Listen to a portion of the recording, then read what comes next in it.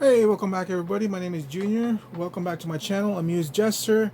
So this is part 2. This is going to be the review of the Tomy 1/350th scale Star Trek Enterprise, the original series, NCC 1701.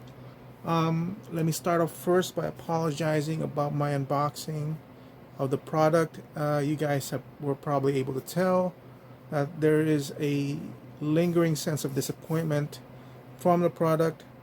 I cannot help but feel it that way because it's been building up ever since what was revealed to us before this got shipped. And when I am unboxing it, you're literally witnessing my emotions towards the purchase of the product. So, and I just wanted to show that off during the unboxing, right? So to start on this review, we're gonna start on the positive note, or at least I'm gonna try to. I'm gonna try to start on the positive note of this product. This is a fully die-cast, okay, not 100% fully, but 90 to 95% fully die-cast Star Trek Enterprise from Tomy. Tomy is a company that is known to me throughout their collaboration with Takara Tomy in Japan, which is known for their Transformers line, but their masterpiece lines have die-cast in them. Now, Tomy is also, I'm not sure if it's a subsidiary or owns Ertl. Ertl. I'm not sure if you guys know what company Ertl is, but Ertl does these fully die-cast toys, very very well known in the 1930s, or they started in the 1930s with fully die-cast toys of tractors and trucks here in the United States. So they should know what they're doing when they're talking about diecast, right? So this is completely diecast. This is not like Hot Toys diecast where you're like 15, maybe 20% is diecast. No, this guy is fully diecast. It is heavy, guys. It's heavy. Now, and also, this is gonna be gonna be awkward because this is heavy and it's massive. It's 32 inches. As you can see, I currently have this displayed with the saucer separated from the secondary hull. From what I've learned is this was the original design. It was the Enterprise was originally designed to separate the saucer from the hull, but it was never shown in the TV series. It was in the Next Generation, as you guys know, but not in this one. But they incorporated that into when producing this particular line. So let's start with the saucer section. I'm gonna have to lift it up just to show you guys what we're talking about. When they started marketing for this piece, they're very very proud of the fact that they were hiring, I can't remember his name, I'm sorry, the guy that the Smithsonian had included in their line of experts, to determine what is the proper weathering paint application for this Enterprise. So this is as close as you can get if you're purchasing it off and not doing it yourself on getting a paint master from the original. This is heavy, guys. Like, this is probably 10 pounds. So I'm gonna be careful not to hit it. Let me change my lighting angle really quickly. Wow, I can barely hold this in one hand. Be very careful. You can see I have to change the lighting angle on this one just to show it off. You see that the greens, the discoloration over there. You can see right here, and the weather effects going this way. This is the paint job on this one is cool. I don't know how exactly accurate it is, but obviously from what they're touting from the expert, is this is as close as you can get from Paint Masters. Now, if you're a modeler, a really good one, then you could probably do it better than this, but I can't. I mean, not without great effort. See like that. That's the burn marks or the atmospheric marks. This is on a flat matte paint, so I don't know if by touching it you're gonna see some scuffing or anything, and if it does, it will be really hard. I also don't know how they applied paint, so I don't know how durable it is or what kind of smudges you're gonna encounter as you're resting it on the base, like paint rubs. I think this might be one already occurring right there because it's kind of circular, but again, it is outstanding paint job, I think. And then I'm gonna flip it again, being very careful again. Can you see the inside? That's the console. There's the captain's chair. Right there. Very few scenes would actually show where the camera like goes in and then it cuts on to the bridge scene of the Enterprise. I'm gonna turn it on while we're up here, and now you see that the Enterprise bridge does light up. As the view screen does. I don't know where the view screen is. Sorry if I'm moving it too much. God, this thing is heavy. Can you see it? You see the inside? The inside is lighted up. Just be careful when you're handling this, guys, because it's so heavy that you might drop it by mistake. Okay, so the corner sidewalls of the bridge isn't completely decorated because I don't see the. Oh, there it is. There's the doors. Right. So I had to do that while holding the bottom. Let's flip it while the bottom. That's also lighted up. You can see. These are not. It's just painted. I'm gonna put it on very carefully. I'm gonna turn off the lights and let me turn on the lights on this one. When you're moving this as separated, you don't want to be moving it. You see, guys, how it's wobbling. So be very careful when you're moving it. I don't think this is properly. I don't think there's any proper orientation when it's separate like this, that it falls under. It's just like that. So while this is separate, let's go on to the secondary hole. Just be careful when you're moving things around because it's really heavy and it's really big. I can't lift this. I can't lift this and be comfortable. I'll try. Also, the same kind of paint application is going on along the body.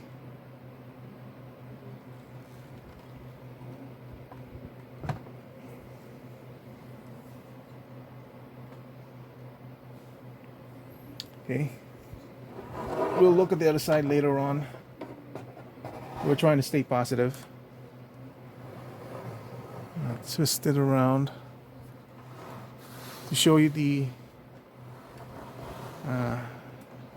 shuttlecraft door. I have it currently attached. I kind of wish this was magnetized because it's kind of, once you put it in there, it's kind of hard to take it out. So, and when you put it in, if you don't push it in completely, you see the seams over here. But the seams are so tight that when you push it in, you're going to have a hard time removing it. It just basically clamps on. I'm going to hand hold the camera so I can show you guys the inside the hangar bay.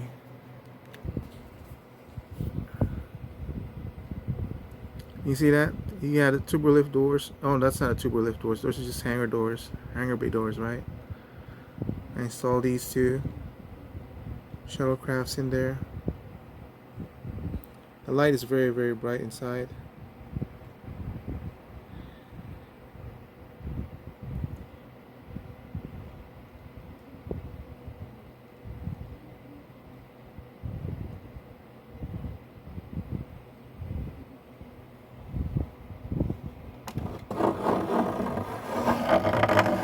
Because of the weight and the structure of the base, so be very, very careful when you're moving this.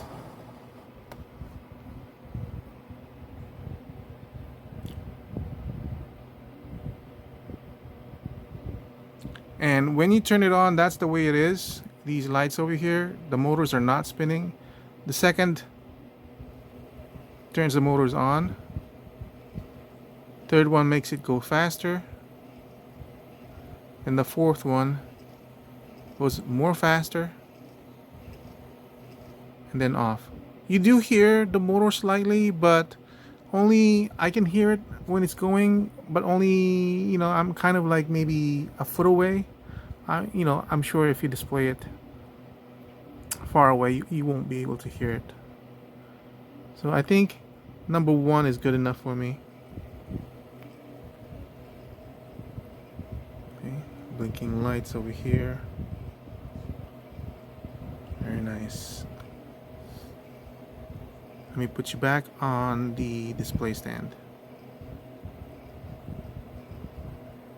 I can't. Okay, now that we're back on the display stand, let me just turn off the lights really quick, and I'm going to install the saucer to the hull. I think the best way to do this is the first time I'm doing it, might be to just lift. Well, first get your tools out and ready. Okay. Lift the saucer. It's really heavy. Get this two situated.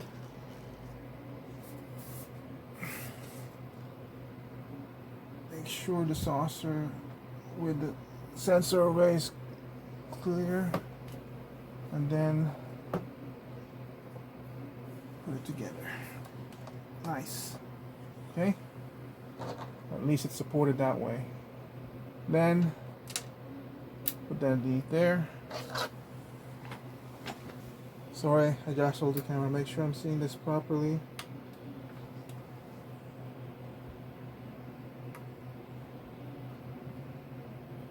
Two, 3, 4, 5, and I would stop there. Let me do that again, okay? This is the only thing that's holding the saucer to the secondary hull or the main body of the ship. You want to make sure you're doing it properly. Okay. So that's loose. You dropped it in there. I think it's about 5 or 6 turns. 1, 2, 3, 4, 5. One more. And that's good. This is the only thing connecting it to that one. There's no clips or anything like that. It sits on and then you screw it on. If this breaks, if you don't do it properly, you might experience a catastrophic failure. Then you just put that in there. This is also diecast, I think I said. This thing is so heavy it feels like it's magnetized, but it's not. And there you go, the Enterprise fully lit up.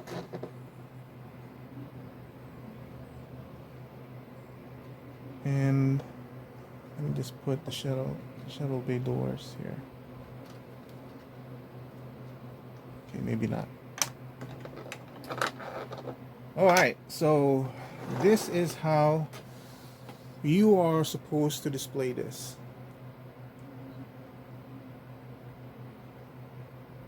From afar, I can try to forget the flaws on on this thing.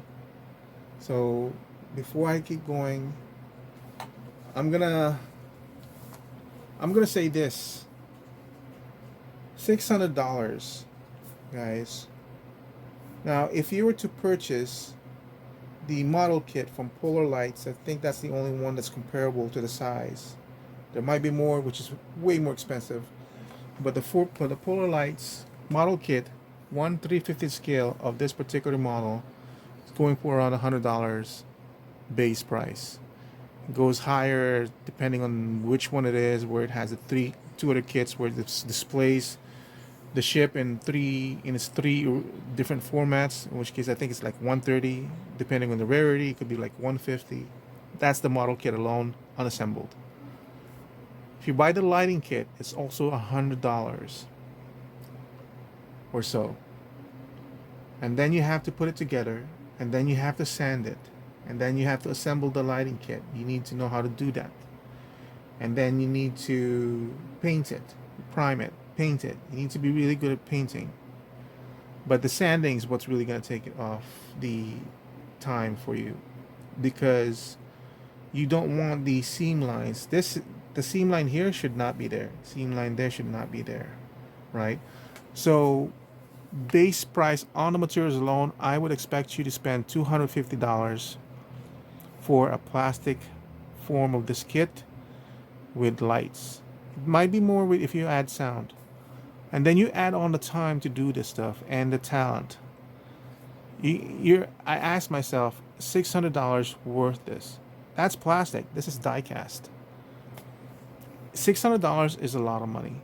But $600 for diecast material with everything, and I don't have to deal with anything anymore, I think it's a good deal. And it's pricey, but because it was so low in production, I decided to buy a second one. So on that premise, this was a good value on that premise, and with that stated. Now, am I happy with this? Once I put it on the shelf, I think I will be. I have some ideas. I'm okay with it. So now let's go. If you guys want to stop watching the review at this point, go ahead, because now we getting into the negative part of this review. The first part is the crowdfunding stage. I knew what Tomy was, but the way they presented their crowdfunding, it looked like two guys in a garage with a model kit. And then like a white cloth in their background which it says Tomy. It was so sketchy. I thought it's got to be a scam. $600 for a fully die-cast piece, and with lights. It's got to be a scam. I don't know these two guys, and the way they're presenting it seemed like they're amateurs, honestly. And it seemed like they didn't know what they were doing. And then you kind of go into it. There's not a lot of contact. There's not a web page on it. The web page is just a very, very basic crowdfunding page with information. So I had to do a lot of research on my own. And that's when I found out, because I knew who Tomy was. I knew who Tomy was. But I didn't know they were connected with Ertl. And Ertl, I saw them like these size toys, truck toys. Not a lot of detail on everything. But I looked some more videos, and Ertl or Tomy had started producing these big, like this size. Well, okay, bigger. So big, my hands are out of frame. Trailers or tractors, and the detail is good enough, and I said, okay, they can do it. So they must know what they're doing. They have decades worth of experience handling diecast. So when the guy says, so when they presented this, I'm gonna twist this around, because this is the beautiful side. Most of the problems with this is on this. You don't see it on this side. So when they're presenting this, I had to do all that research to make sure it's not a scam, because I thought it was a hell of a price. And sorry about the noise. I didn't know um, it was their first crowdfunding, so I don't know how experienced they were, but it's Ertl. If they so one of the promises, well, okay, see where this hole is, screw holes. When they presented them, they said, "Don't worry about it. We're gonna take that all off. We're gonna bondo it. We're gonna sand it. You won't be able to tell it at all." Okay, so I'm like, cool. They said so. I trust them. They're Ertl. They know what they're doing. And throughout the presentation, they can they every month they showed pictures of the progress, and every month they said, "Don't worry about the seam lines, the screws. We're gonna plug it in."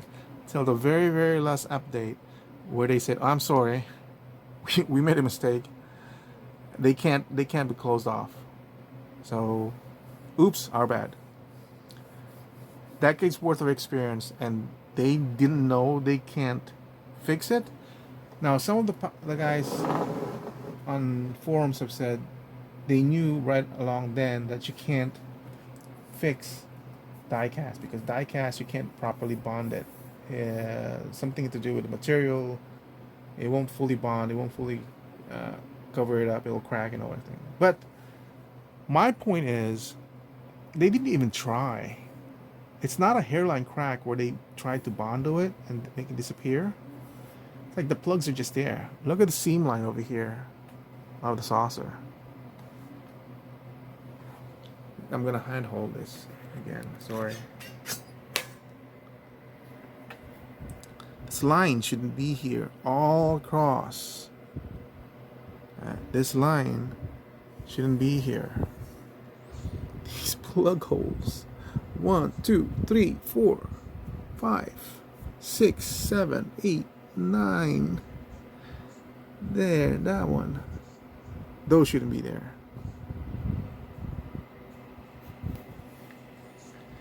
The bad thing is, this part of the base wasn't even there when they're presenting the whole thing. It suddenly showed up in the instruction. And I'm like, what? I never saw an update on that.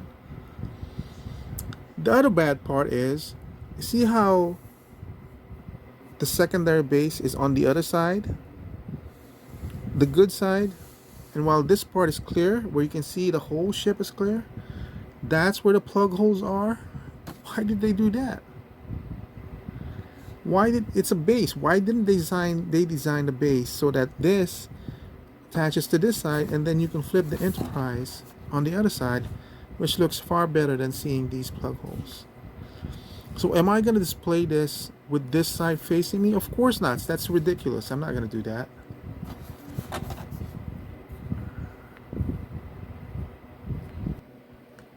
I'm going to be displaying it on this side, where at least you don't see the holes on this side.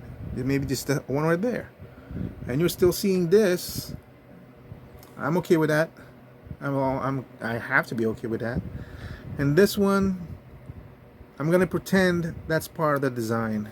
I'm going to pretend that's part of the design, but that should not be there at all.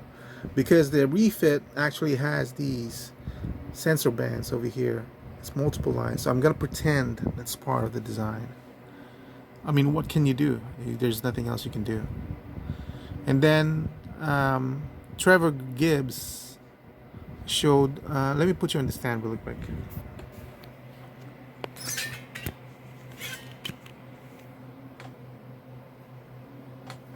So Trevor Gibbs, Australia got this first, like weeks ahead of us. And he's been the only source for this one. Thank you for posting all your stuff. He's been the only source, and he's had his displayed in this manner. Lift this up. If you can, oh my God, this thing is so heavy. You can't lift it on your own. That's a lot of weight. Okay, I'm removing the secondary base, and it's standing. Is it wobbly? Yes. Is it more wobbly than it was before? Probably. But disregarding any major shakeups, any earthquakes, it should be fine. Do you want to hold this up like this? That's gonna be up to you guys. So um, let me change the camera angle. Look at how much more better this ship is without the issue of that secondary base. That's how this ship is meant to be appreciated. Beautifully, almost floating. I don't even mind this. It's distracting, but I don't even mind that one. But look, that's the way it should be. Now, you guys will have, you don't blame me if you do this and it falls. I'm just showing you it's possible. I have other plans to do it, to do something else, but it is possible for this ship to stand on its singular base. That, I mean, like, man, that's beautiful like that. That's beautiful like that, without any holes over here. Even if this is all they left, oh my god. And I mean, even with this, I'm okay with that. It's just the other side has so many holes in it. That's what I wanted to see. And unfortunately, if you look at the bottom, then you start seeing the flaws in it too, because in the bottom there's more holes. You guys saw it when I was showing you the hole earlier. But I'll be displaying this at kind of height level, head level. So when I'm gonna be looking at it, I'm gonna be looking at this at this angle. So you can kind of see the holes, but I'm gonna try to ignore them for now.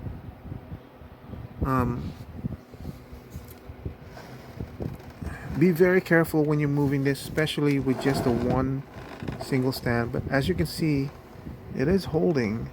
But remember, this is only held by those 1, 2, 3 pegs here, and 1, 2, 3 small screws there.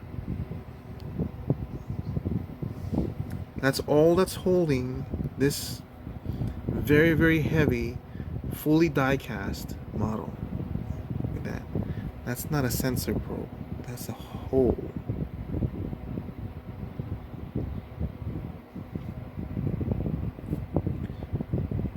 Yes. This, I love shots where it goes up like that. And you see the registry mark. Enterprise. So, and then, man, I wish this thing came with sounds. Oh, I can't even lift it over that little hump. I wish that this thing came with sounds, man.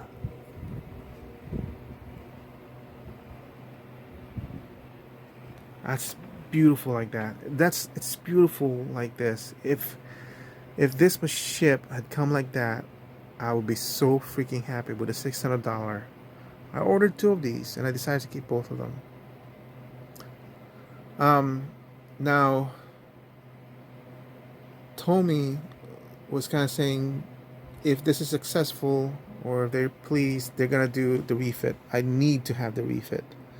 But I was so disappointed with those plug holes, and I still am. Let me put you, that's okay, I'll hold it.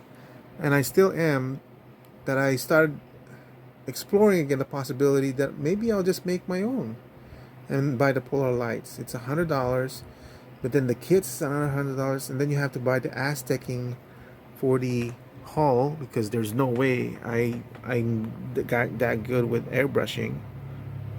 And then I watched Spruverse and World of Wayne websites, YouTube, and man, the lighting is just so much more complicated than I wanted for me to learn how to learn to do that.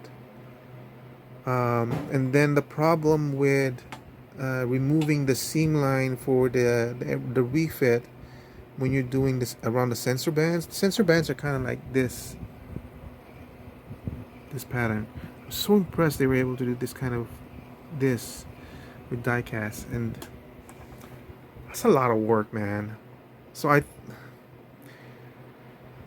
So I researched it, and I think if Tomy does offer the refit, I need to get it. The refit is actually the one that I prefer more than the original. The original, I was introduced to Star Trek through the movies, through so my Enterprise was the refit, Enterprise A, and then we got on to the next generation, which made it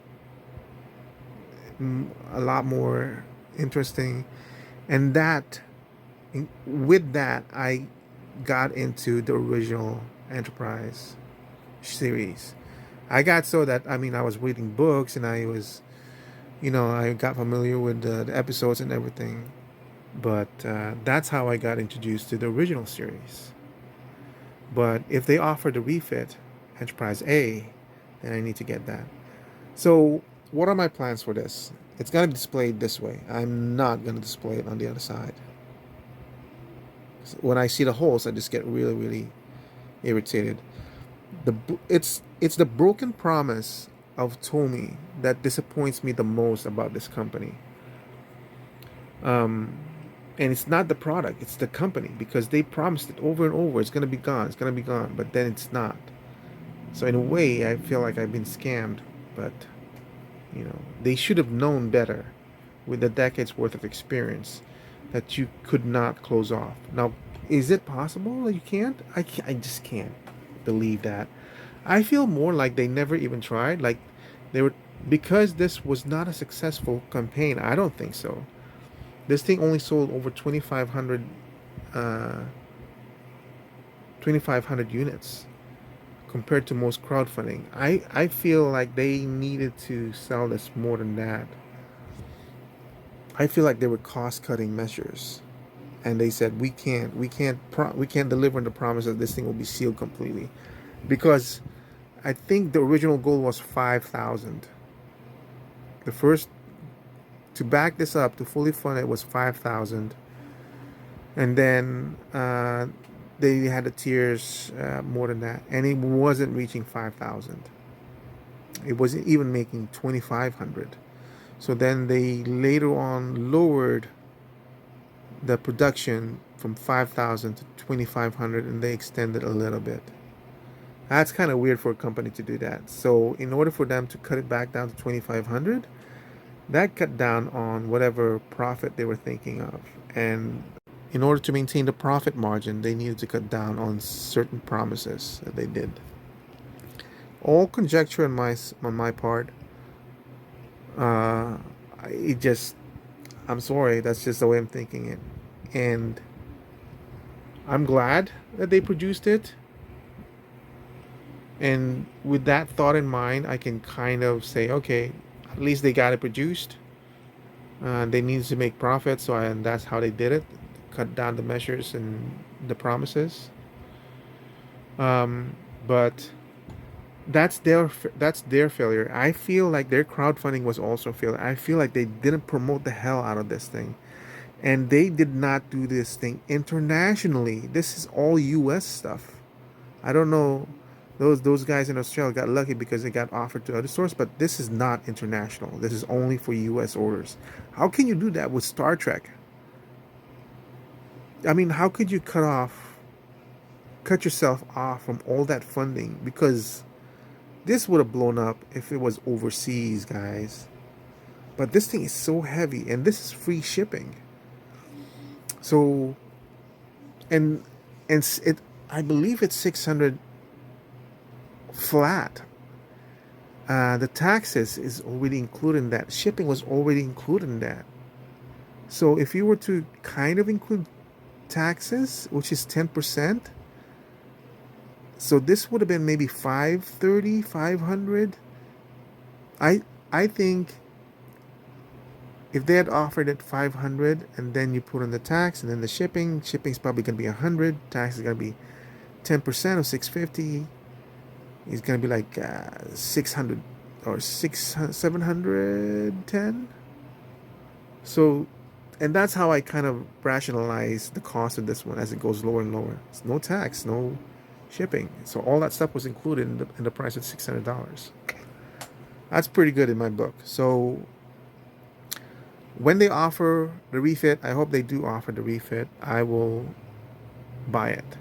I'll only buy one. I'm not going to do two because I don't even know what I'm going to do with the second one. I just kept it.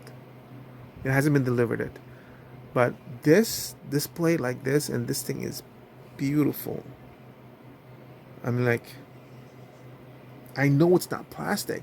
Every time you touch it, every time you try to lift it, it's not plastic. It is so freaking heavy.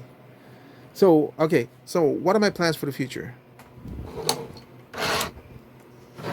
I've already looked into this. My plans for the future is to use the secondary base, but not to use this monstrosity of the thing.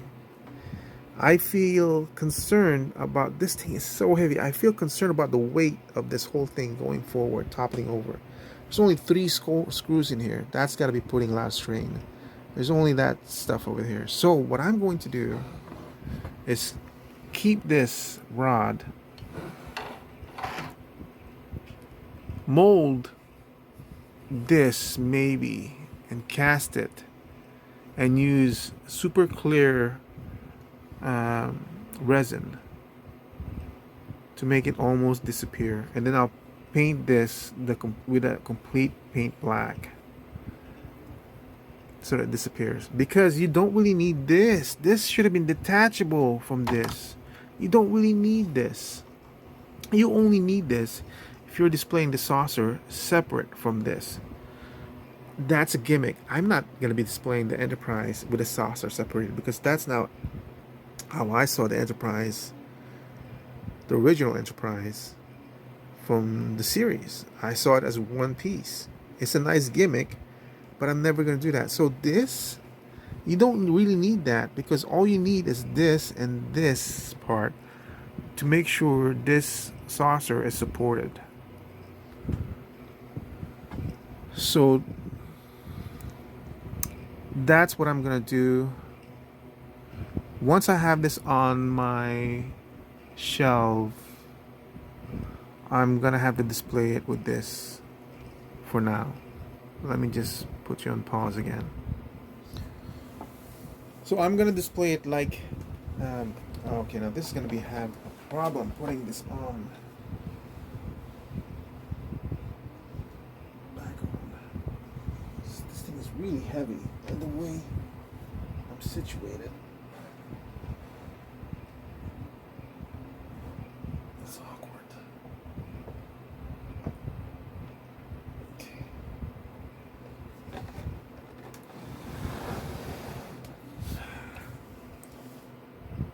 For now, that's how I'm going to display it. I would rather see this than see the holes on the other side. I just noticed there's some paint blemish going across here. Was that caused by me, or was that there before? Let me put you guys on off the stand. See these two over here? 1 and 2. There's a paint blemish on that.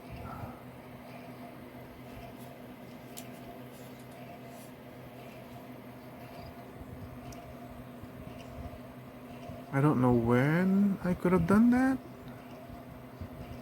I'm gonna have to look at my own video just to make sure. There are certain imperfections on the actual metal itself. Not sure if the shadows capture that. See, there's a small bump there. I can be really nitpicky if I really want to, and I'll just see all the flows and everything. I'm not that kind of collector. It's just, this is just too blatant for me to ignore. I also don't like how this thing looks like it was just like airbrushed, so it's like neck crooked.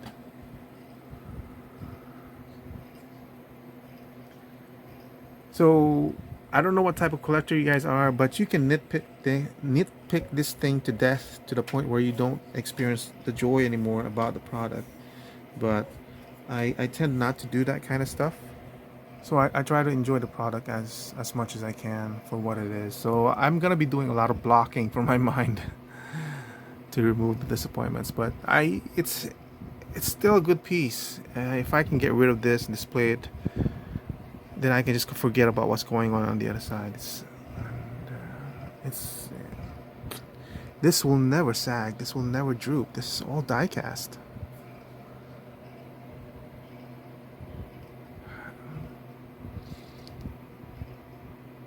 You pan across it and you just can't help thinking, space. Final frontier. You can't help hearing it. With William Shatner's voice. Anyway, that's it for my review. Thank you so much for watching. I'm sorry it was a little bit of a downer. It really is a beautiful piece. It could have been a magnificent piece. It would have been well worth the $600 if they had delivered on their promise. Sadly, they didn't, and it puts such a blemish on their first startup. Now they're doing Back to the Future. I'm not interested in Back to the Future. It's too small for what I want. But as like this puts a blemish on that. Even the refit, I'm gonna get it, because I need to get the refit with this one. But my expectations for that piece is much lower than what it is now, so that I won't be disappointed so much.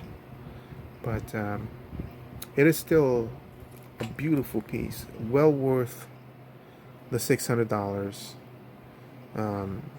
that was offered. I'm not gonna try to cover the seams. There's no way in hell I'll be able to match the color, the paints that they use. The paint is beautiful.